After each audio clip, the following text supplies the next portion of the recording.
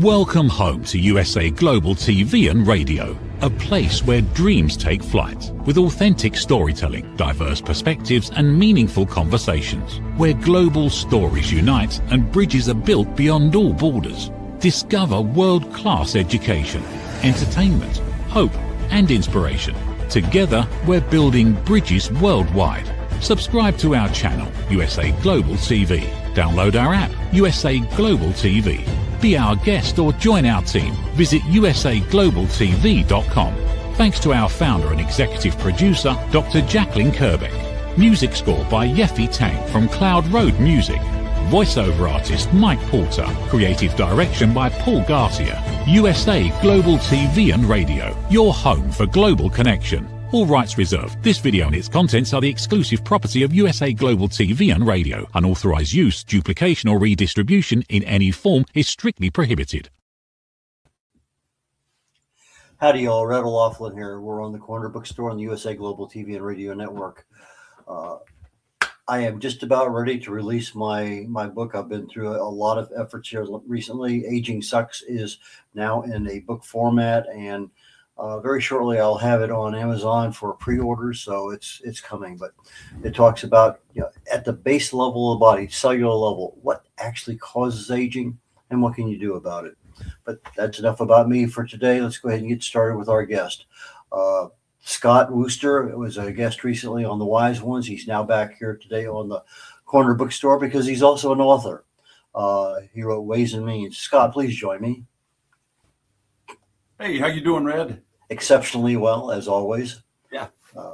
I tried to get my camera where I could readjust things, and with Windows 11, it's just, it's a hair-pulling evolution to change from 10 to 11. I don't know. I'll figure it out and make it work. But anyway, we talked last time about your background, so why don't we take about the first 2 or 3 minutes and give people an idea of you before you wrote the book, so that they have an appreciation for why you wrote the book. Okay.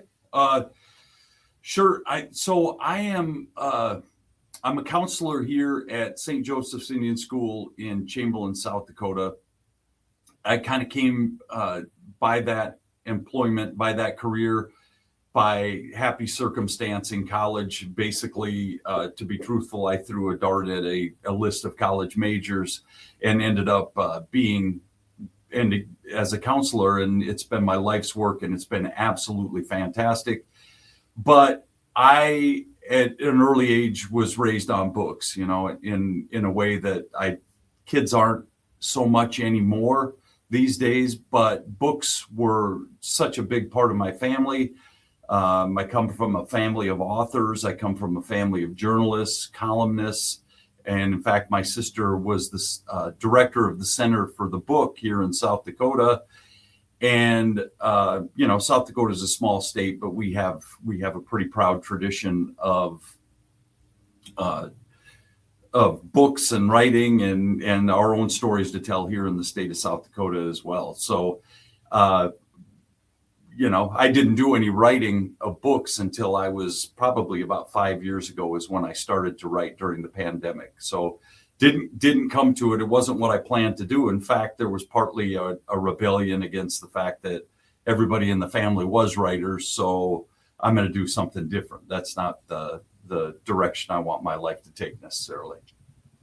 Okay, last time we only had one background with the one off your right shoulder. This time we have two. So why don't we take a brief moment and explain to the audience what's the significance of the two wall decorations you have? Of the two quilts. Perfect. That's a great answer. So here I am in my office.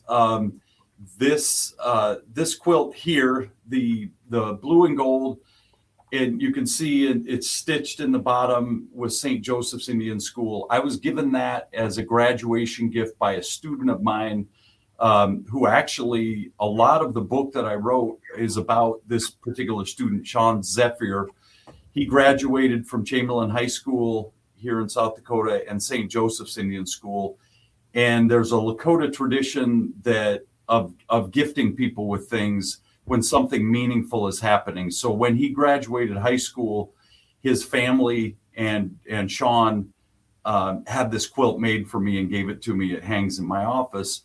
The quilt directly behind me, the blue and white one, is a quilt that Sean's younger cousin, Kenyon McCloskey, another student of mine, gave me on his 8th grade graduation. So, and actually there's one on the couch too, that another student of mine, Tywin Grassrope, gave me when he graduated from 8th grade. So my office here at the school is filled with gifts that came from the kids. And I'll just point to, if you can see it, this painting on the wall over here, a Native American student that went to school here in the 70s, a dear friend of mine, John Beheeler, who was an incredible artist, very well known in the state of South Dakota, and getting to be known in a little bit of an expanded world too. But these are all gifts from people that I've been given over time.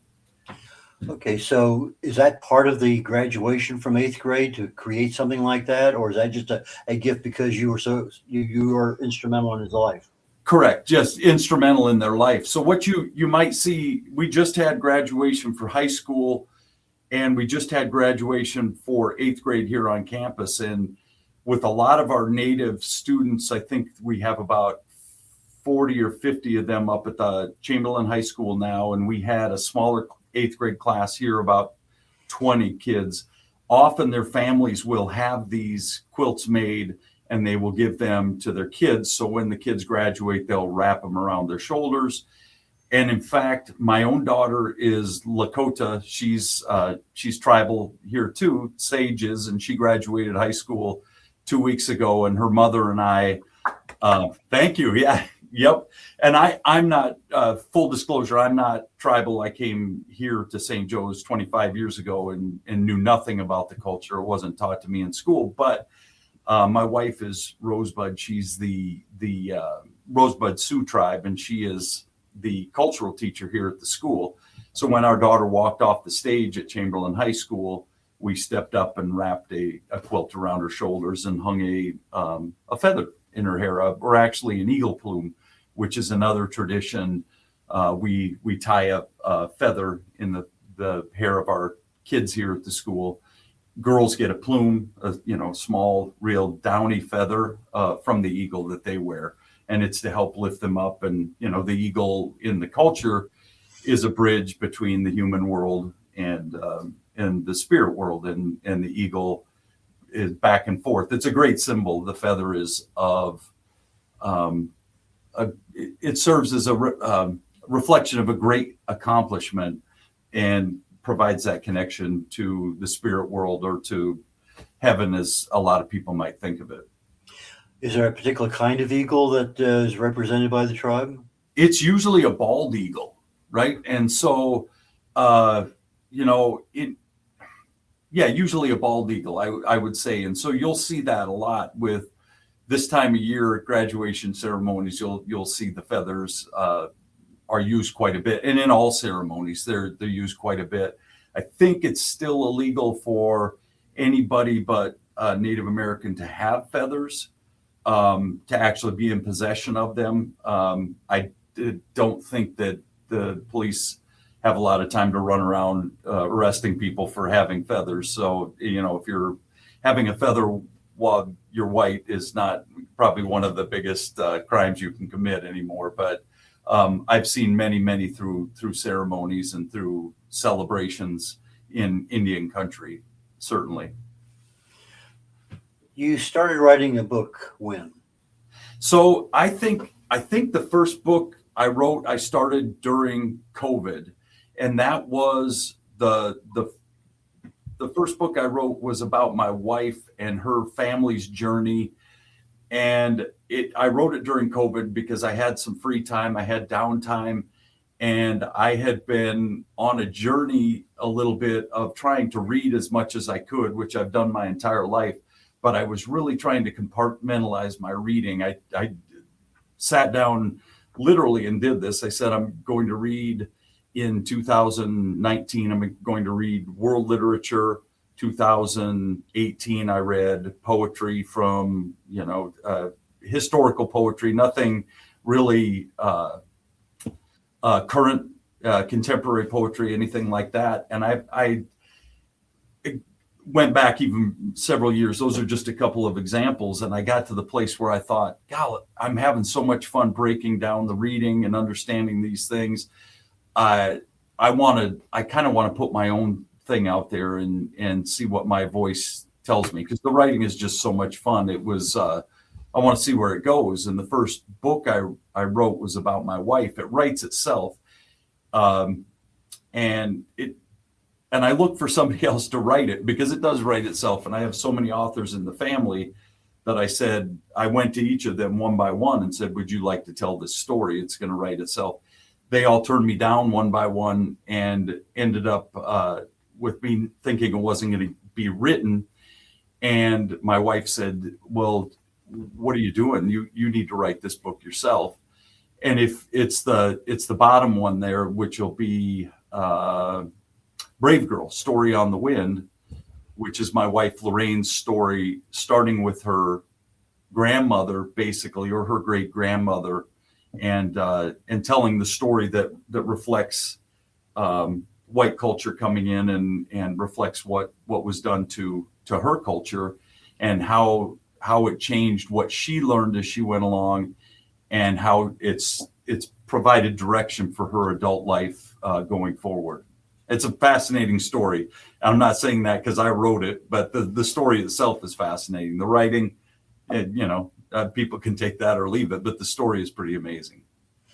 Okay, so you said it wrote itself. Tell me, why do you think it wrote itself? Well, okay, so the arc of every person in life, you, me, whoever, has these ups and downs, these trials, tribulations, all any life is going to have these natural things.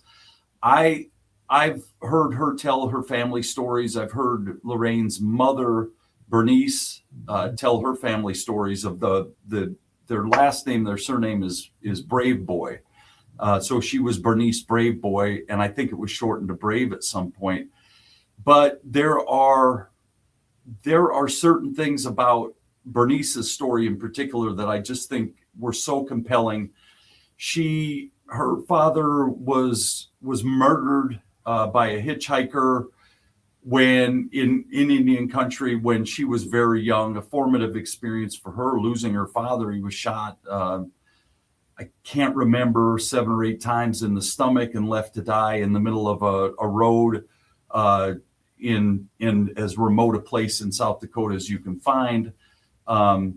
She married a white man here in the state, and their older son was killed when he was 18. He died in a rollover accident. Bernice had just a lot of tragedy as she was growing up, and had 8 kids. My wife was the youngest of those kids, but managed to raise those kids as she struggled mightily, of course, with losing all the significant men in her life. My wife was married before I was, and or before she was married to me, I should say. And her first husband was diagnosed with a brain tumor, was having headaches. And between the time he went to the hospital and the time he died, it was a span of about a week. Wow. They found out that his brain tumor was not malignant. It was benign, but the swelling from the work that they did to find that out put him into a coma, and they had to take him off life support. Well, she had 3 girls at that time, 14, 12, and 10. I want to say I knew them. She was already teaching here at the school, but it just that current that ran through their lives of losing these significant men in their lives and having this tragedy continue, I thought was a story that should be told and that could be told. And also the mirroring of her life with culture as it relates to the American story and the South Dakota story of the culture being taken away from the tribes people here. It was also taken away from Lorraine, mostly because it was taken away from her grandma. Her grandma had that forcibly taken from her by, white settlers, and it was around the turn of the century, and the tribes people around here lost everything, and so did Lorraine's grandmother. Okay, so it wrote itself because there's so many stories that have been told over and over and over again. So easy to tell. Yeah. Okay, got you. Okay, so how long did it take you to write it? You know, with the book, I would say it's not a long book, but when I sit down and I get after it, it goes pretty quickly. And now I'm also telling stories that don't need a lot of referencing. I don't have a bibliography. I'm not citing research or anything. So it's a little bit. My dad was a well-known journalist in the state, where he had to cite all sorts of things, and you have your sources and those kinds of things. But he was also a Sunday columnist in the biggest paper in the state. And I suppose it's sort of a reflection of his writing in that, where you don't have to worry about being research oriented. You can just write for entertainment purposes. And so when you sit down to do that, I'm going to take a step back on that. I'm in a culture here with the Lakota culture where I am. The stories were told around the campfire, right? It was an oral history. And I suppose, like you, like me, you have the oral history for yourself too. You know, you learn from your grandparents, you learn from your parents. Stories were handed down through time, and I learned that's part of it. But the other part is when I started working with children here at the school, I realized if you want to keep the attention of a 7th grader, 10th grader, senior, you better have a good story, because I can come at those kids with facts. I can come at them with workbooks that provide some kind of a template for where a lesson is supposed to go. But you can tell when the eyes go dark and they're not paying attention to you anymore. So for me, it always had to been, Scott, you better bring energy. You better bring a story to the table. And I think in the end, I kind of probably am known around here for telling stories that do have lessons. At least I hope they do, but for entertaining and bringing laughter and bringing solemnity, if that's an appropriate word for it, in a way that that kids would get. You have to grab them. You have to be able to do that. And I think in Brave Girl, the story grabs people, and my style of writing hopefully carries that story well enough. Okay, so you wrote the book. Did you do your own editing, or did you pay for somebody to look at it? I had a gal that works in town. She used to work here at St. Joe's, and she runs her own business around here. I think it's a communications business, and she agreed to do the editing for me. I asked my family to do the editing for me, and they were going to go light on it. They weren't going to. We're an entire family of grammar correctors, and so if you're saying the wrong things, you're gonna get you're gonna get corrected in my family. And that's not even on the side that writes. My grandmother's side of the family, just they loved English and grew up doing that. So you're going to be corrected. In fact, I have an uncle who has a book that he's created over the years, and it's filled with malapropisms and mixed metaphors, and it's a notebook thick of this stuff, and somebody needs to write that, and they keep pointing fingers at me, but I'm not sure it's the kind of a book that I would write. But it's highly entertaining, and it made me think when we talked just off air. You said if you are carrying on too long, if you start to beat a dead horse a little bit, you're gonna, we're both gonna be on screen, and we'll kind of shift direction. But I had a gal in a meeting here at the school here say that she didn't want to eat a dead horse, and she was trying to be erudite. She was trying to be bright, and she screwed up the metaphor, of course. And so here we are. It's that kind of stuff that just entertains me. So family didn't want to edit the book. The gal across the river did. I thought she did an excellent job. I probably would have been willing just to throw it out as was. I'm kind of once it's out there, it's yours. You can have it, do what you will with it. But yeah, she did a really nice job with that. Okay, we're getting ready to come up on a commercial break here, Yep. literally in just a few seconds. When we come back, I'd like to talk about your cover and go down that particular road for a short while. Yeah, sounds great. What if one simple skill could change the way you connect with the world? What if listening could open doors to deeper relationships, stronger businesses, and a better you?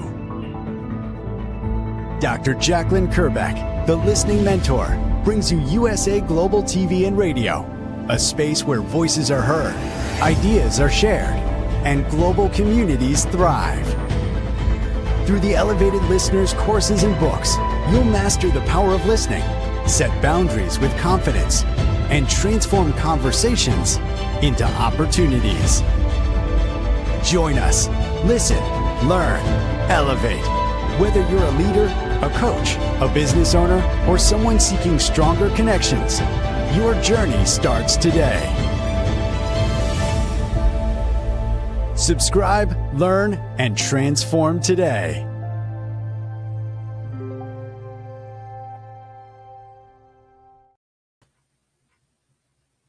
Red O'Loughlin here on the Corner Bookstore on the USA Global TV and Radio Network.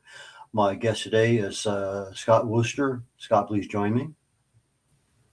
Hey. Okay, your cover. You really have two books out there, but right now we just concentrate on the first one. So let's go into the first one first, talk about the cover, and then jump over to the second one, introduce it a little bit, and talk about the cover. Yeah, great. So the cover of the first one on Brave Girl here, we've got a picture of my wife, Lorraine, as a little girl in, I assume it's Mission, South Dakota, in a living room in reservation housing, probably deep in poverty there without much happening. And this is her grandmother, Nellie Brave Boy. And this gal, I can't say how much Nellie Brave Boy means to my wife. And so the back cover, I'll just show you. This is Lorraine's mom. This is the bridge between those two, between Lorraine and her grandmother. This is Lorraine's mom, Bernice Brave Boy, and we took her out to her old stomping grounds in Woods, South Dakota, in the center of the state. There's not much there, but we took her to the graveyard to see her mom's grave, and that's her. Actually, I think that's her at the old homestead. You can see there's no house there anymore. There's nothing that they would have had when she was growing up. So that's the cover on that. Okay, Ways and Means. Let's do a real brief talk about that. Okay, so Ways and Means I think I was writing it around that same time, and it's a lot. It has to do with my story, which I thought would be a lot of fun to tell. It's easy to write, it's an easy story to tell. It's my story of growing up from about the time I was 10 or 14, somewhere in there, dealing with my life, the lessons that I learned along the way. It's a lot of stuff that I have offered to the students that I've worked with over the years to help them understand that life doesn't work the way you always want it to, that you're going to go through a lot of pitfalls and you're going to do a lot of learning as you go along. It's supposed to be awkward. It's supposed to be hard sometimes. And I want them to know that going into it. That's one thing that I try to teach them. So the book is kind of is my story about that and what I found, the lessons that I've learned through life. Okay, so I think if I remember reading right, you talked about going from self-doubt to self-acceptance. Is that right? There's a lot of that in there. And that's an easy thing to say too, that I had social anxiety, a really good case of social anxiety. And then I was diagnosed with chronic fatigue. A lot of that stuff was in my early 20s, late teens. When I was a high school kid, I would imagine I didn't have much self-doubt then. I was just being a kid. I had a pretty normal life. I had a decent upbringing and just wanted to do sports and music and hang out with friends and meet girls and those kinds of things. And sometimes with those kinds of things, there's probably less self-doubt than I would be proud of, lack of humility and those kinds of things as you might have as a young man who think you know it all at that age. Well, when I got into my 20s, that the social anxiety kick didn't leave me when I got into the working world and the sickness that I went through in my probably 20s and into my early 30s when I first started working here at St. Joe's was actually pretty crippling for me. And so, yeah. And then self-acceptance, a lot of things happened through the years to get me to this point right now. Now the cover is a little bit more abstract than the first one that had the picture of your wife's as a young girl and her grandmother. So why the major shift in covers? Yeah, I had a buddy of mine said, "Hey, you want to sell books? You're going to have to come up with something flashy for this book," and I kind of laughed with him and did not purposefully come up with this as a cover for it, but I mentioned him briefly on the wall over there, that painting by John Beheeler, who's a Dakota tribal artist. I asked him specifically, I said, "Hey, you've done a lot of traditional art. You've done a lot of cultural art. Could you come up?" In fact, John has designed a few of the tattoos that I have on my arms. The tattoos that I have are all also paintings or drawings that I've given to my 7 grandchildren. Each of them, when they were born, I wrote a song for them. The song had a painting. And so I also write lyrics. I've been in bands my whole life. But John, I asked John specifically, "Can you read my story and come up with some cover art for this thing?" And John did this. And I said, "You don't have to do it traditional. Come up with whatever it is that you want to do. It's not necessarily a story about Native American culture, but it's embedded there. I've lived it for 32 years, and it's going to be a part of it no matter what. I can't separate myself from that." But what he has is it didn't shake out as well for a book cover as it looks in the art. But if you can see it, it transfers to the back cover too. You have the spine is a tree, the Sundance tree from the sacred ceremony, and you've got a chokecherry bundle that's tied in the crutch of that tree. The grandfather is what they call the tree, and that's what you pray to in the Sundance. The black lines are the legs of Iktomi, or spider in the culture, which is a sacred relative. The brown lines are the spider web. The colors I just think are beautiful, the way he set that off. And then you've got the teepee, of course, with the path of footprints walking into it, which reflects the Lakota name that I was given, which is Iashka Oyate Omani, which means one who walks with the White Stone Nation, and the footprints are walking with the white stones. And so John absolutely knocked it out of the park with this. I couldn't be happier with the artwork that John did for that cover. How are you marketing your books? Amazon, all the bookstores. I'm not the one thing that I don't do well. I mean, I can write, I can spin a good yarn, but as far as marketing the books, that's the tricky part, right? I mean, you're asking the tough question for me because I don't have a background in that. I'm not a natural salesman. I don't have that. That's just doesn't come natural to me. So Facebook, the Instagram, I've got a website set up, things like that. But I'm not a good salesman. That's a hard part for me. Okay. Lots of learning for both of us. I've been busy writing and editing on my book. I'm now at that point in time where I'm ready to resurrect my marketing campaign after this coming weekend. Yeah. And so I'm giving a lot of thought right now as to how I want to structure certain things.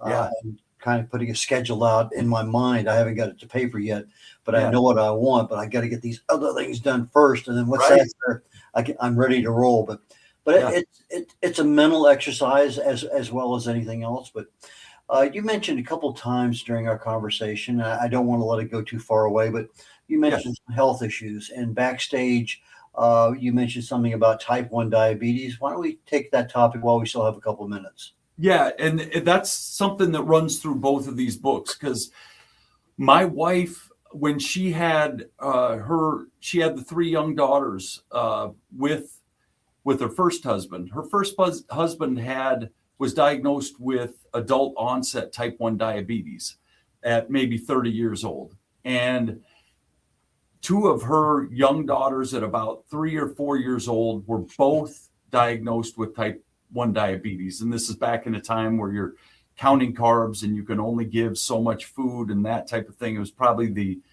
I suppose, mid to late 90s. Well, when Lorraine and I had our own daughter, Sage, in 2008, we never crossed our minds that diabetes might be a possibility, because we assumed that her first husband was the carrier for the girls, that it was a genetic thing that was passed down to the girls. Well, my daughter Sage was diagnosed with type 1 diabetes when she was 16 months. And it's in the book, part of it, we were rushed.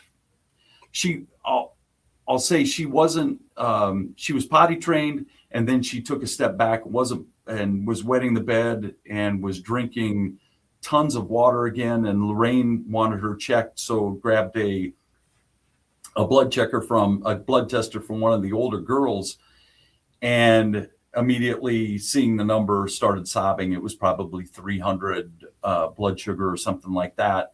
I was still in denial because I wasn't around when the younger kids were, or the older kids were diagnosed. We were rushed to the closest medical center, which is a couple hours away in Sioux Falls. And I was giving her a shot by that night. So that it's been we've had kids. Our oldest daughter, when she was a teenager, was in ketoacidosis. We thought we were going to lose her. And now we have a granddaughter that was just diagnosed with type 1 diabetes last fall. Cedar was diagnosed. So we're like the poster child for type 1 diabetes, sadly. Is that a gene passed down in the Lakota tribe, or is that just incidental? I've never heard that, incidental, I guess. I know they're trying to do a lot of research with beta cells and, things to stimulate the pancreas and those kinds of things. And I've got 4 young women in my family that would sell their souls to be able to, to have a pancreas that worked. It's been a heck of a deal for them. So that's a story that runs through the books too. Okay. I know you do a podcast there. I think you have one coming up very shortly. Why don't we talk a bit about that before we get to the end of the show? Yeah. So I was walking across campus one day about 4 years ago, and our marketing director saw me and pulled the car over and said, "Hey, we're going to run a podcast. Would you be interested in hosting an episode?" Well, of course, sure. I'll put myself out there. I don't have social anxiety anymore. I'll do that.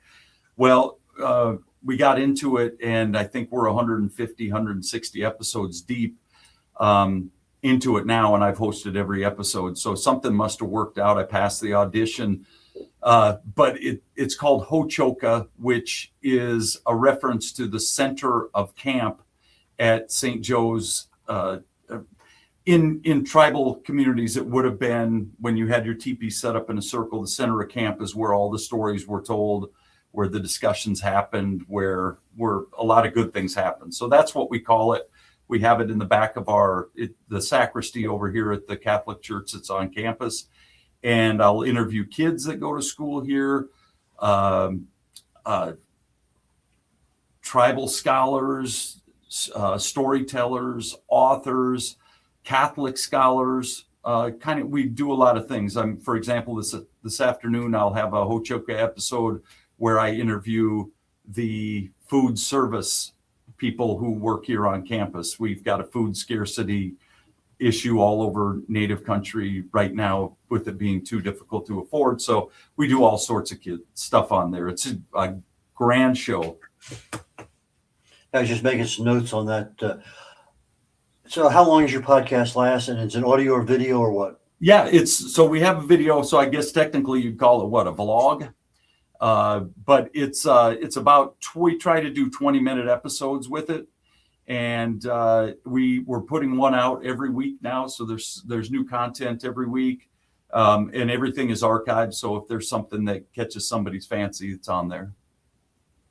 And how do people find the podcast?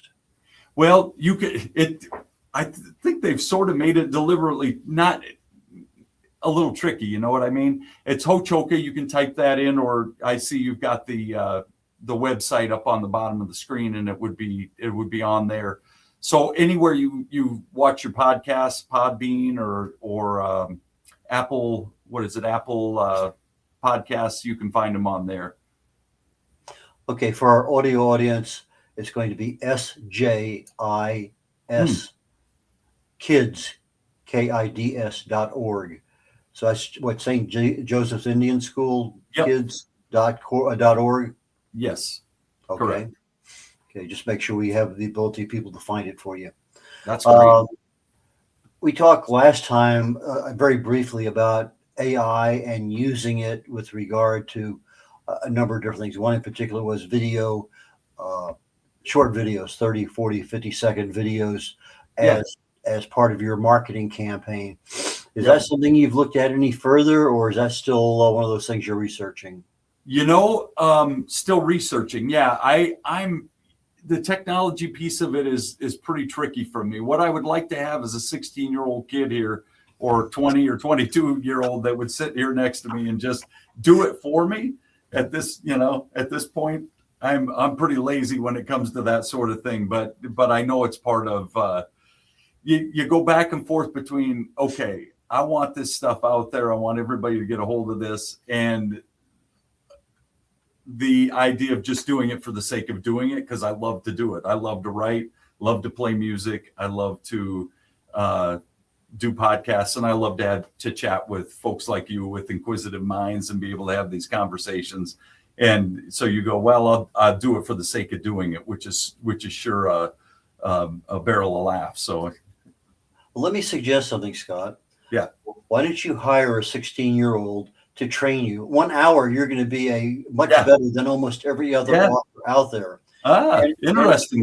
And it's worth the time and the money to have somebody give you hands-on training. Right. That might make a major difference in your sales. I don't know. I'm just suggesting. Nope. And you're probably right. And it's probably more common with authors. We tell stories well. We or do our research for our books well, but the marketing is the issue, isn't it? How do people get your book, and how do they get in touch with you? Anywhere that you can buy a book, I think you can do that. Amazon certainly is a place where you could get either of the books. They can get them straight from me. I'm easy to find. I'm all over the place. If you type my name in, it's going to bring up my website, scottwooster.com. I'm on Facebook. I'm on Instagram. I'll pop my email out there. People can get a hold of me any way they want to. I'd love to talk to people. I'm not so busy that I'll talk about the books. I'll talk about the podcast with anybody, anytime. It's my passion. So I love to do this.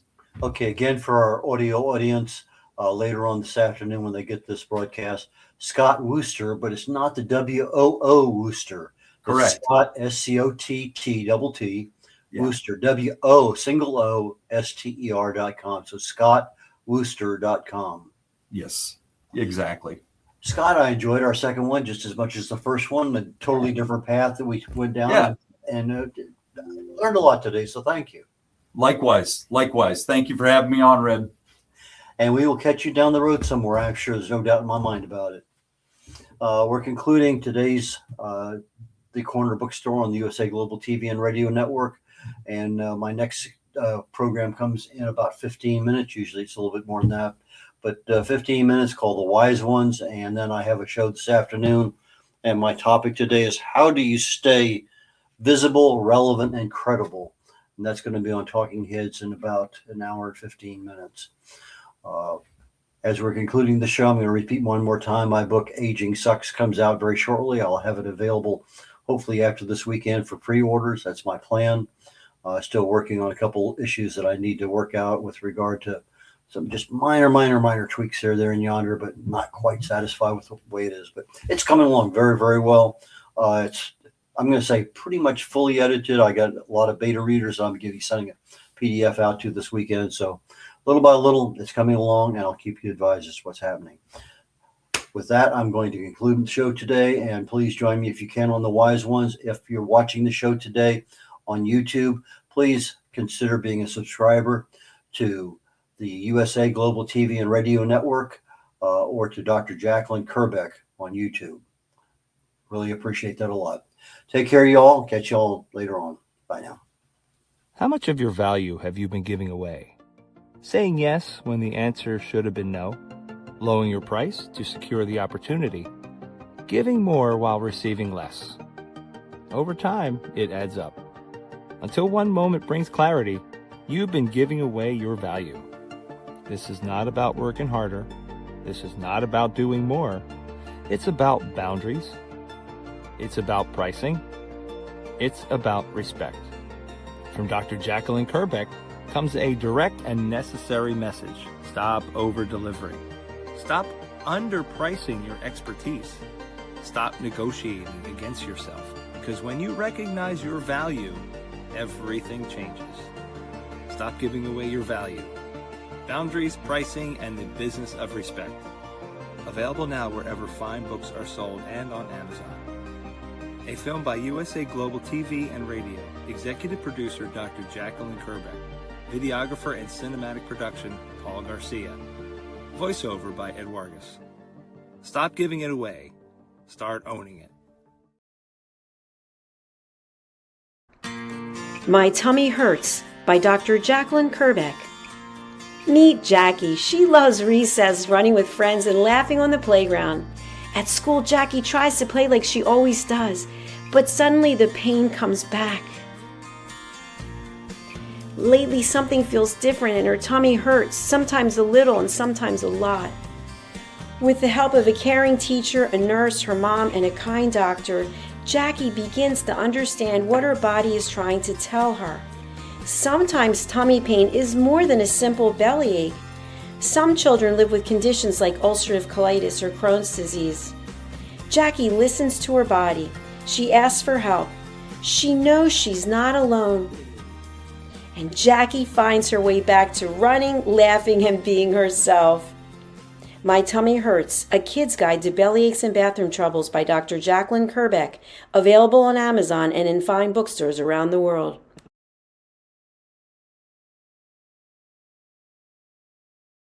In a quiet seaside town in Greece, where sunlight warms the stone paths and the sea whispers nearby, a new adventure begins. Lady Ella and her brother Lord Jack have arrived with an important mission: to teach kindness, patience, and the power of listening. In a hidden alley, a group of forgotten cats feel unseen and unheard, lost in silence and growing misunderstandings, until someone finally takes the time to truly listen. Because when we listen from the heart, loneliness softens, kindness grows, and new friendships begin. This is Book 10 of The Amazing Adventures of Lady Ella, the Listening Mentor book series. Find all Dr. Kerbeck's books on Amazon and in fine bookstores worldwide. Thank you, viewers and listeners of USA Global TV and Radio, for joining us today. We're honoured to have your time and attention as part of our global community. At USA Global TV and Radio, we believe in the power of authentic conversations, meaningful connections, and creating a world of possibilities together. Want to be part of something bigger? Join our team of elevated listeners at usaglobaltv.com, a space where your voice matters and your ability to listen transforms relationships. Stay connected with us across all our platforms for thought-provoking discussions, expert insights, and empowering stories. Subscribe to our channels at youtube.com/c/USAGlobalTV. Follow us on social media and explore the endless opportunities we're creating for growth, learning, and inspiration. Together, we're not just broadcasting, we're building bridges and changing lives one conversation at a time. For inquiries, contact us at info@usaglobaltv.com. Produced by Executive Producer and Director Dr. Jacqueline Kerbeck. Voiceover by Mike Porter. Creative direction by Paul Garcia. All rights reserved. Visit usaglobaltv.com to view our full terms and conditions.